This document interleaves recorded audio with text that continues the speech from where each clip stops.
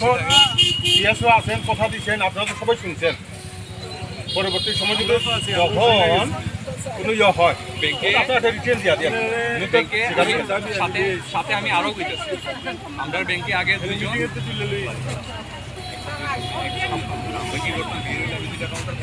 তরফ থেকে মিসবিহেভ না করা হয়।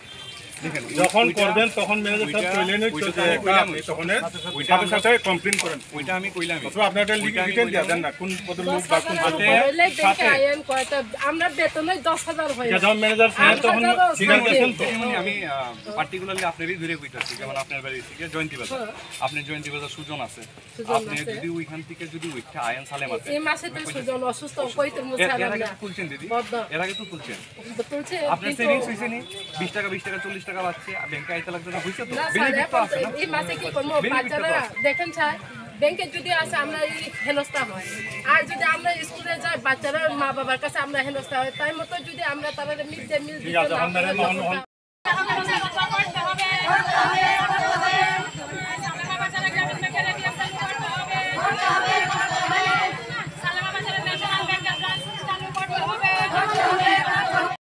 স্বয়ং আইছেন উনি প্রতিশ্রুতি দিচ্ছেন আপনারা আপডেট দিচ্ছেন কি কারণে করা হয়েছে?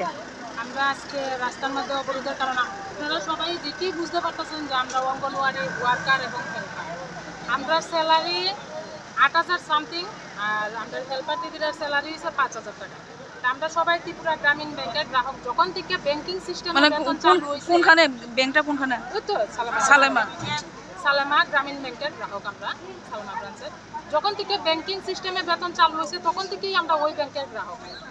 কিছুদিন ধরে ব্যাংকের ক্যাশিয়ার আমরা সাথে বিভিন্নভাবে দুর্ব্যবহার করতেছে। দুর্ব্যবহার যেমন 10,000 টাকার নিচে যদি কেউ করতে চায় ব্যাংকে যাতে আমরা না যাই, পাসবুক দিলে পাসবুক এইভাবে ঢিল মেরে ফেলাই দিতেছে এবং বিভিন্ন অকথ্য ভাষায় কথাও কওয়া হইতেছে, বাংলা কথা বুঝেন না নেই এইভাবে। ব্যাংক ক্যাশিয়ার নাম জানেন নি? না, ক্যাশিয়ারের নাম জানলে যে ক্যাশে থাকে সে। আচ্ছা আচ্ছা। তারপরে গত পরশুদিন আমরা ব্যাংক ম্যানেজারের সঙ্গে দেখা করছি।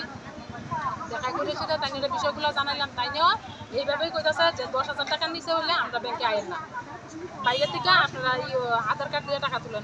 এটা নিয়মটা কে বানাইছে জিজ্ঞাসেন নি আপনি? আমরা কইছি ব্যাংক ম্যানেজারের যে আমরা রিটার্ন দেন যে আপনারা ব্যাংকের থেকে 10,000 টাকা নিচে হইলে দিতেন না, আমরা ডিডিওরা জানাবো, ডিডিও ওখানে চিন্তা করবো আমরা কীভাবে বেতন দেবো। কিন্তু তাই না আপনারা উল্টা কইতেছে আমি কি রিটার্ন দিব, আপনারা রিটার্ন দেন যে আপনারা কেন বাইরে থেকে নিতে পারেন না। আমরা দেখাইতেছি আমরা সমস্যা হয়েছে, আমরা ফিঙ্গারপ্রিন্ট ম্যাচ করতেছে না। আপনারা তো ডিডিও কইছে না 10,000 টাকার নিচে উঠাইতে পারতেন না, কইয়া ব্যাংক ম্যানেজারই তো কইছে।